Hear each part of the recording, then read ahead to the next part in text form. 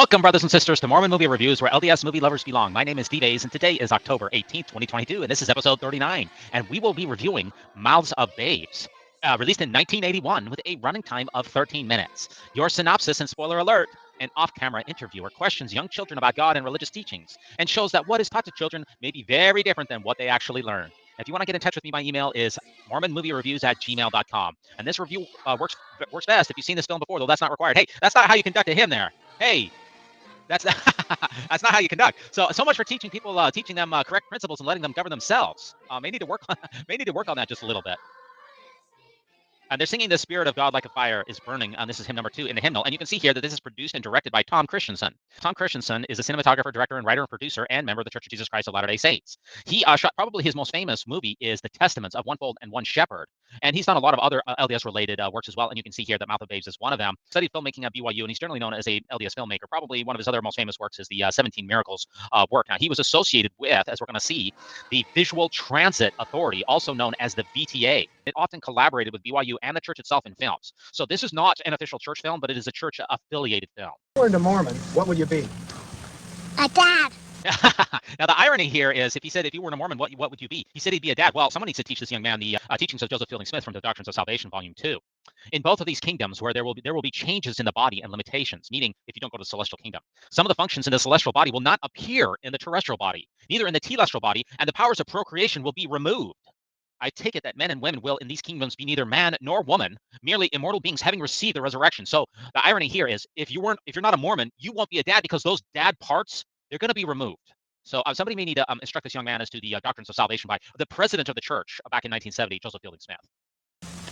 If you weren't a Mormon, what would you be? A Christian. Christian, he may need to read the Gospel Topics essay on that, Are Mormons Christians? Because I realized that wasn't released back in 1981, because according to the Gospel Topics essays, Latter-day Saints are unequivocally affirm themselves to be Christians. So I think he's got things a little backwards. Here's a pet keeper. A child. A Mexican. A Mexican? That's racist. Let me ask you, is there a term besides Mexican that you prefer? Something less offensive? Mexican isn't offensive. Well, it has certain connotations. Like what? Like, I don't know. Well, what connotations, Michael? No, There's no. Something. No, now remember. I'm just curious. Honesty. Okay, he's going to be a Mexican. That technically is racist, right? I think so. I'm not an expert on that. How old do you think God is? How old is God anyway? That's that's one of the age-old questions. I think that's one of the questions that St. Augustine wrestled with. Not too sure. I know Morgan Freeman knows a little bit about it, though. That much I do know. I don't know, about 97 or something. 97. That's interesting that she says 97, because that's President Nelson. He just turned 98. And that just proves to me that President Nelson, he's older than God. 120. 4,000. 4,000. Watch it there, Sonny. The Earth is only 6,000 years old. So do not guess any higher than that. 90. And where do you think he lives? Now, I think that he lives at the presidential apartment, top floor of the Gateway Apartments on State Street in Salt Lake City, Utah, United States of America, across from the LDS Administration Building, within a block of the Joseph Smith Memorial Building and the LDS Temple. That's just my opinion. I could be wrong about that. I'm in heaven. Where's that? On a cloud or a really high mountain. Where do you think heaven is? They say it's in colon. They say it's in colon? Well, where does God live? They say it's in colon, which would be, I don't know, there's the ascending colon, then there's also the descending colon, apparently somewhere in here. Not real sure about that. The church has answered this question, because back when Mitt Romney was running for president, back in 2012, FoxNews.com compiled a list of 21 questions, and the Church of Jesus Christ of Latter-day Saints actually responded to those, because it was Mitt Romney running for president, and they wanted to make sure that no one had any misconceptions. And one of those questions is, where does God live? And in fact, here's the question right here. If so, does the church believe, so that young man kind of had it mixed up. I think he had his colon and his kolob mixed up. It says, if so, does the church believe that God lives on a planet near Kolob? Let's see. Kolob is a term found in ancient records translated by Joseph Smith.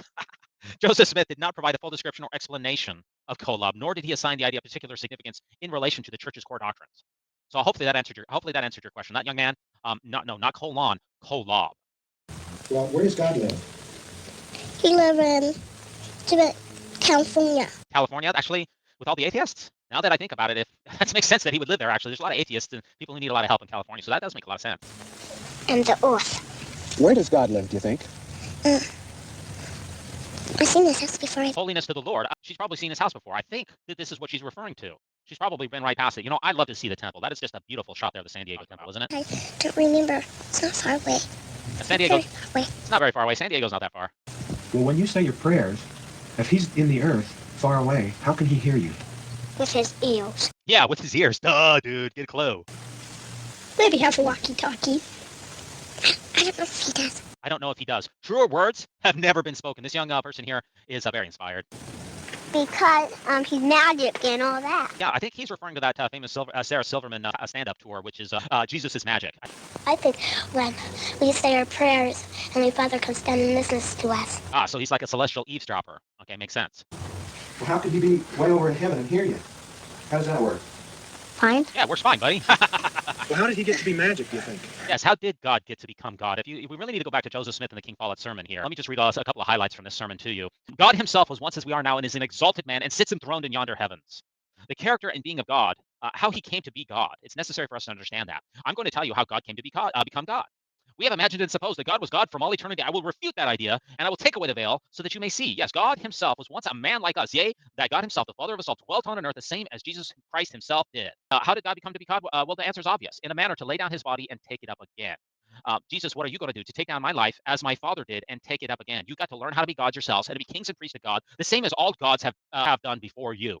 Okay, so somebody needs to instruct her as to what is probably Joseph Smith's most important sermon. And I'm sure she's been taught that, and I'm excited to hear. Hopefully that's what we're going to hear here. Well, how did he get to be magic, do you think? He's a really good boy when he's little. He was a good boy when he was little. Well, we actually have a video of God when he was little. I want to play that for you. They say that long ago on one of these planets, to an unidentified god and one of his goddess wives, a spirit child named Elohim was conceived. When he was little. This spirit child was later born to human parents who gave him a physical body. Through obedience to Mormon teaching and death and resurrection, he proved himself worthy and was elevated to godhood as his father before him. Let's back it up there. Yeah, he's kind of small there. He's, Elohim. He's kind of, I don't know. I'm guessing around 7 years old. I think that's what she's talking about. Can't say for sure, but I think she's very inspired. She obviously has done her gospel study. Maybe. Do you say your prayers at night? She say her prayers at night. Hey, pal, you're not my bishop. Bugger off. Mm-hmm. What does that do? And my dad doesn't not mad at me. So what do the prayers do? Well, apparently not much according to her. But her dad does get mad if she doesn't say them. Not mad. Here to this earth? And let's see if she can give us the answer. We got this from Saturday's Warrior. If you want to be preaching to something besides marsupials in Madagascar, you had better get over there. We are not the ordinary, fearlessly extraordinary, in righteous hereditary, in our humble way.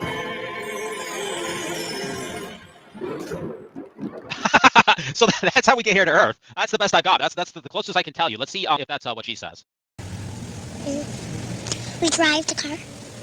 Who is Joseph Smith? I don't know. You don't know who Joseph Smith is? You don't know. Forgot Joseph Smith? No sacrament for you. Who is Jesus? I don't know. You forgot Jesus? No temple recommend for you. Who is Heavenly Father? I don't know. Forgot Heavenly Father? No exaltation for you. That's 3 strikes, by the way. 3 strikes. Who taught you all this? My dad. Oh my goodness. Actually, I think we should take that little girl's dad's temple recommend away. It's not her fault. It's his fault. It just reminds me of that Inspired Counsel by David O. McKay. No other success in life can compensate for failure in the home. Who's the head of the church? President? No, couldn't be him. Let me give you a hint. Let me give you a hint, buddy. That's a tough question here. Maybe this can, maybe there's a little hint here. Does that help you at all? I'm not sure if that does help you. President Kimball was my neighbor living over on Laird Avenue when I used to live on Sheridan Road there in Salt Lake City. So I guess nope. What does the president of the church do? He washes the floor and he takes care of the church. And he goes, and he cleans the floor, and then he goes home. He cleans the floor. He takes care of the president of the church is extremely worried about the floor. And you know what? This little guy, he's very inspired because we had this picture here of President Nelson that came out of the church news. Now is the great day of my power vacuum. So actually, this little boy's not far off. That's right. The president of the church does take care of the floors. That's a good call, buddy. What does it mean to lengthen our stride? That means if you get in the race, you run fast. Makes sense. Well, like before you were born, remember when you were a baby? Where were you before that? At my house. What were you doing? Just ran around. Just laying around. Have you ever seen Heavenly Father? No. Do you know anybody that has? That's a toughie. Let's go back there and look at some church history here. We have the famous letter here from Heber J. Grant here that he wrote. This was back in the day when you used to be able to just write the First Presidency and they used to be able to respond. I miss those days greatly. But this is from a letter, a First Presidency letter that he stumbled upon in Lester Bush's papers at the University of Utah. It says, Heber J. Grant here says, "Dear sister, answering your letter of the 12th, I know of no instance when the Lord has appeared to an individual since his appearance to the prophet Joseph Smith. Sincerely, your brother Heber J. Grant." And of course, he was president of the church at this time. But that was a long time ago. Certainly somebody has seen God in between now and then, right? I mean, that was 100 years ago. Well, let's hear what President Oaks has to say about somebody seeing God. Mr. Words Alma the Younger. without which I couldn't understand that very fine question from you, Heather. What should you pray for to have the kind of experience that Alma the Younger had? I don't think you're likely to have the kind of experience that Alma the Younger had. Remember, he had a miraculous appearance of an angel and really got hit over the head spiritually. Most of us don't have that kind of experience. But I interpret your question, Heather, as being how can we get the kind of testimony that you see? I don't think we'll get it like Paul did on the road where an angel appeared to him, or where Alma the Younger had that startling experience. The Lord gives a few of those kinds of experiences. They're recorded in the scriptures to catch our attention, which is the answer. But I never had an experience like that. I don't know anyone among the First Presidency or Quorum of the 12 who had that kind of experience. President Oaks here. You're not going to have an angelic, forget a theophany, a visitation from God the Father or God in general. You're not even going to have an experience like Paul had, which will also not have, or it's extremely unlikely for you to have, the angelic experience that Alma the Younger had, which was also a divine angel. Not only that, he's never had that type of experience. He's never had the kind of divine experience that Joseph Smith had, nor he hasn't, nor has any of the members of the First Presidency, nor any of the members of the Quorum of the 12. We've got a long history here of folks who have not seen God. So that's going to be a tough question for this little guy, since we got presidents of the church. President Oaks is a second in line for as the prophet, who are saying, no, I haven't had those kind of experiences, including Joseph F. Smith when he was in the so-called Reed-Smoot hearings. He also said that he never had any revelations. That's kind of a trick question. This is going to be a tough question for this little guy. Let's see how he handles it. Yes. Who? Joseph Smith. Joseph Smith. You know, I miss those good old days when prophets used to have visions and revelations and divine manifestations. Those were the good old days. Hey, good on you, buddy. Nice work. Have you ever seen God? No. Do you know anyone that has? No. Then how do we know that he's alive? Because he sent us. Yeah, because he sent us. Hashtag that's evidence. Reminds me of that famous meme that not even Richard Dawkins can answer this question. Hey, atheists, if God doesn't exist, then how did Jesus walk on the water? Huh? Checkmate. He sent us. That's how we know. What is the sacrament? It's bread and water. What do we eat it for? Because in case we're hungry. In case we're hungry. This guy is a future general authority, and I testify that he speaks the truth. Well, why do you think we have? Why do you think we have bread and water? Why do we have those two? Because the water is like milk, and the bread is like just bread. Yeah, it's pretty simple, Mr. Filmmaker dude. Just get a clue. Well, the bread represents Jesus' body, and the water represents his blood. I do want to take issue here with the lipstick department. Whoever for the Visual Transit Authority, whoever's doing the lipstick, they need to be fired because the lipstick on this kid is not the right shade. When you drink the bread, you think of Jesus' body, and when you drink the water, you think of his blood. You know, this poor kid here, he's been making the rounds on ex-Mormon Reddit for years, and I, for one, am absolutely sick of it. You think of his blood. I'm not in a cult. I'm with you, little buddy. you know, those ex-Mormons who are putting that meme out there, absolutely despicable. Absolutely despicable. Why do we eat that bread and water in church? Because it can make you healthy and strong. Yeah, he also speaks the truth. I testify that with beyond a preponderance of the evidence. It's a good thing that Latter-day Saints don't believe in transubstantiation, or this segment could have gotten really weird really fast. Well, how should you act while they're passing the sacrament? Still. Very, very still.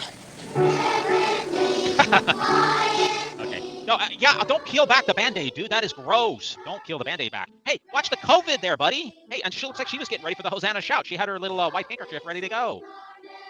You know, every time I watch this segment, I keep thinking that I might see myself somewhere in here because this is, you know, I was born right around this time, so I keep wondering if I'm going to see myself. But I am happy to report, and also for you, I'm happy to see that the filmmakers here are only featuring white and delightsome kids so far. So that is a positive step. The filmmakers certainly have their priorities straight. Oh, hey, hands to yourself. Hands to yourself. My goodness. Where are the teachers? Hey, where are the teachers? Get in there, teachers. Do something. There's one teacher. We have one teacher. He's poking him in the eye? Come on, teacher, classroom management, teachers, classroom management, get in there. What happens to people that are good? They go to heaven. That's technically true. If you look at the kingdoms of glory here, and you look in particular at the terrestrial kingdom, generally speaking, individuals in the terrestrial kingdom will be honorable people who are blinded by the craftiness of men. So those are good people. They will go to heaven, but not the highest degree of heaven, terrestrial folks. The really good people, the really, really good people, they're the ones who get the second anointing. Somebody needs to go in and inform this kid of what the proper doctrines are. Well, what about bad people? What happens to them? They get spanked. They get spanked. Her parents are so mad right now, especially her dad. Now, I was going to make a meme for this girl, and I Googled Mormon spanking. Let me give you a pro tip here. You do not want to Google Mormon spanking. I had no idea what I was getting into. That is, wow, that's some crazy stuff out there. Tell me about the devil. He's very, very evil, and he's rotten, and dumb. Actually, the god of this world, he's actually now he's the director of the Utah Festival Opera, and he resides in Logan, Utah. This is one of my favorite shots of him right here. I wouldn't say that he's dumb. I think that's actually kind of a rude thing to say. Devil's a person that, tries to tempt you. And, some people say bad things about him, and I kind of think he isn't a very smart person either. Now, we have lots of experiences about people who have seen angels and divine manifestations, but finding church leaders who have seen the devil, that is a tall order. But luckily for you, I tracked it down for you. So Martin Harris in particular spoke about seeing the devil here, and I think the two Ohio newspapers, shortly after Martin Harris arrived in Kirtland, he began claiming to have seen Jesus, and that he is he is the handsomest man he ever did see. He also seen the devil, whom he described as a very sleek-haired fellow with 4 feet and a head like that of a jackass. Now you know. I do have just a quick question for you. Aren't we commanded to love all men? Would that not include our brother who is Satan? Shouldn't we love Satan? Because we're supposed to love all peoples, right? There was no caveats to I, the Lord, can love who I will, but of you it is required that you love all men. So shouldn't we be loving Satan? Why should we be teaching all of this eternal hatred for Satan? We should love everyone. And I don't think that's I think in some ways Satan is kind of dumb because he could easily thwart God's entire plan of salvation by just not tempting anyone. If Satan just decided to take a holiday and hang out on Europa, for instance, and didn't do his job, the entire plan of salvation would completely crumble. So in some ways, I guess you could say that he is dumb. Who's the devil? You know this. When Pebbles was a baby. When Pebbles was a baby, she used to go like this. Wah. When Pebbles was a schoolgirl. When Pebbles was a schoolgirl, she used to go like this. Here's my paper, teacher. What? I don't know the answer. Well, what's that got to do with the devil? I don't know. I don't know either. This kid, someone may need to cast an evil spirit out of this kid. What is fasting? That means you full something fast. Another truth teller. Fasting is like on the first Sunday of the month, you don't eat anything, and that's staying close to Heavenly Father. Fasting is when you don't eat fast. It's when you want to fast. I don't know why I'm supposed to fast, but I'll do it. That's right, son. You don't know why you're supposed to do half the stuff you're supposed to do, but we cannot serve a God of mammon. Whose side are we on? When the prophet speaks, the debate is over. Just do what you're told, buddy. What does fasting do for you? Just makes me hungry. Very inspired counsel. Are you going to go on a mission? Yes. Yes. Maybe. I don't think so. I want to go on a mission. I'll go if my mom goes with me. All of the boys definitely are going to say yes. Now, the girls, they can say maybe or no. But boys, we are definitely not going to show in this film a boy saying he's not going to go on a mission. Heavens, no. No way. I hope they call me on a mission. What? And then they call me on a mission. What? And then they call me on the mission. Is that a primary song? Because I'm not quite sure. It seems vaguely familiar. But you know what? I think that this actually might be David A. Bednar. This is maybe not. Where do you want to go? To Disneyland. I actually found a picture of this kid. He was in the film credits, so I looked it up. I actually found a picture of this kid later on in Disneyland, which I think is oh man. Oh boy. The North Pole. Why would you like to go to the North Pole? Because it snows down there. Oops, a slight geography problem. North Pole, South Pole, North Pole, whatever, that's okay. But this is a little known LDS fact that I bet very few of you out there have really considered. No Mormon missionary has ever gotten abused by a companion while he was on his mission, while he was at the North Pole. So that's actually one of the safest places you can go. What do missionaries do, anyway? Yeah, I have to get a shot. Yeah, they have to get a shot. Now, I do want to give props to Russell M. Nelson for encouraging everyone to get the COVID vaccine, including requiring missionaries to get the COVID vaccine before they went on their mission. Now, he even tweeted about this, and it was a really cool shot here, where he said, the gift of our physical bodies is a transcendent miracle. A unique body is given to each of us by our loving Heavenly Father. Make it more unique with ink. That is a good tat right there. You know, that is a top 10 tat. That. Oh, man. What do missionaries do, Allie? They go on a mission. Yeah. What is the temple? It's a place where you go through so you can be a member of the church. Well, did you go through the temple? That's a problem. I don't think you have. Not yet. Oh, no. So are you a member of the church? Yes, but when you get married, you have to go through the temple. Yeah, you do need to go through the temple. It reminds me of that President Monson. You get a temple, and you get a temple, and you get a temple, and everybody gets a temple. Why do you think they want you to get married in the temple so bad? Because, like, if it's raining, instead of having it outside, you can have it inside where there's covering. Honestly, this is some of the best advice I've heard in this film. I wasn't expecting such inspired wisdom from all these kids. She's wise beyond her years. Now, if only she could have the priesthood when she was older, but I don't think so. In the temple, they get married and they baptize the dead. They baptize the dead? Oh no! You know what? That's from that Bruce Willis movie. It's a place like it's nice and cleaner than like a church, but I'm not saying that the church is dirty or anything. But What is tithing? tithing is when you take this note and then you put, and you, like if you have 10 pennies, and you take one away and give it to the bishop, you still have 9 left. Now this kid has focus. He is absolutely focused in. Those anti-Mormons on the ex-Mormon Reddit, they don't know anything about this kid. You know, he's actually one of the smartest kids on here. When it comes to paying tithing, you know, I think you thought I said no membership fees? I don't think so. I don't think so. Well, what do they do with the money? I think the bishop buys his clothes with it. Guys, just close with it. You know, I'm not sure about that. I don't know if that's illegal because I thought all along the tithing is supposed to go into Ensign Peak to await the second coming and never come out. So somebody needs to go back and tell that little girl about where tithing actually goes. It goes into Ensign Peak to die. There's some foods that you should eat. Like what?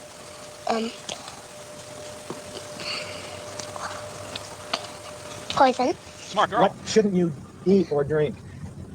You don't eat you don't drink coffee, and you don't eat candy. Wait, what? Now I know about the coffee thing, but candy? Actually, I think that's only true on BYU campus. So I heard that they finally lightened up on candy.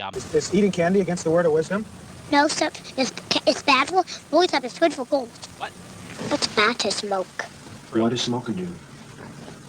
It makes you cough and try to get it out. Yeah. Do you like family home evening? Yeah. Why? Because sometimes on family home evening, the whole family just plays games and draw. Sometimes you don't even learn anything. Yeah, sometimes you don't learn anything. That's the best, isn't it? But all the time we learn how to love each other. Yeah, we learn to love each other. There's a lot of funny moments in this video, but the saddest part for me was when I looked it up and I learned that this little sweet girl right here, she grew up and she joined ordained women. What a waste. I say my prayers every night so I can be a better boy. Someday, when I get married, I'll have a family and I'll teach them about the gospel. I'm glad that my mom and dad joined the church, and I'm thankful for that my dad can hold the priesthood. Then you better be very extra thankful that Harold B. Lee died suddenly in 1973 and way before his time, only in his early 70s. Because if he was still alive, this was only 8 years after Harold B. Lee died. If he was still alive, like most prophets have lived to be like 90 years old, then your dad wouldn't have the priesthood. #, give thanks. But seriously, I too am thankful that in 1978 that God changed his mind about black people, as the Book of Mormon musical teaches us. And then in 1978, your Jesus changed his mind about black people. That's the. I think Jesus is ahead of the truth. It helps us learn so we can keep learning better and better. So we can go up with our Heavenly Father. You know, I pray every single night and twice on the Sabbath that not one of these kids ever reads a Gospel Topics essay, the CS letter, or listens to a Mormon Stories podcast. Now, this is obviously a super cute video. It's amazing how accurate some of the answers are and how bizarre some of the other ones are. But it seems like to me that children have an intuitive sense of what is right. And I would love to see the deleted or the extras, whatever funny responses hit the cutting room floor. That's what I would really like to see. It's always amazing to me how plastic the human brain is. And children, they can be taught to believe and do almost anything. One thing that I would like to address, and that's the filmmaker. It's interesting to me that the interviewer, the off-camera interviewer, which I presume is Mr. Christensen, the director, he presupposes that these children are all Mormons. And I do want to play a couple of clips that address that. Are these children Mormons? I don't know. Let's take a look. Regardless of whether we are religious or not, we all buy into the convention that children belong to the religion of their parents. You will see newspaper articles talking about Christian children and Muslim children and Jewish children, children who may be as young as 3 or 4 years old and who are therefore obviously much too young to know what their beliefs are about the cosmos and humanity and religion. There is no such thing as a Christian child. There is only a child of Christian parents. Whenever you hear the phrase Christian child, or Muslim child, or Protestant child, or Catholic child, the phrase should grate like fingernails on a blackboard. No one ever says that my child, he's a Bernie Sanders socialist child, or he's a Marxist, or my 3-year-old child's a Leninist or a Stalinist or a communist. For some reason, it's okay to say, well, my 3-year-old is a Mormon. And I think Richard Dawkins has a lot of issues with that. And I think a lot of people do. You talk about a Catholic child or a Protestant child. You never talk about an existentialist child or a logical positivist child or a socialist child. But religion somehow gets a free pass to stamp a label on a child. And we see it in Northern Ireland, where you talk about Catholic children, Protestant children going to school and being indoctrinated. I do think we need to break that cycle of almost hereditary passing on of a religion from one generation to the next. Is it harmful, though? I mean, that's just a way of bringing kids up, isn't it? Which millions of people choose in these islands as well as further afield. You look at Northern Ireland and you look at these 2 tribes, and they've been going on for hundreds of years like this. And the only difference that actually persists over these generations is religion. Thanks so much for joining me to review this film. Please like, subscribe, and leave a comment. And join us next time for another episode of the Mormon Movie Reviews, where LDS movie lovers belong, which is when we're going to review the Book of Mormon musical.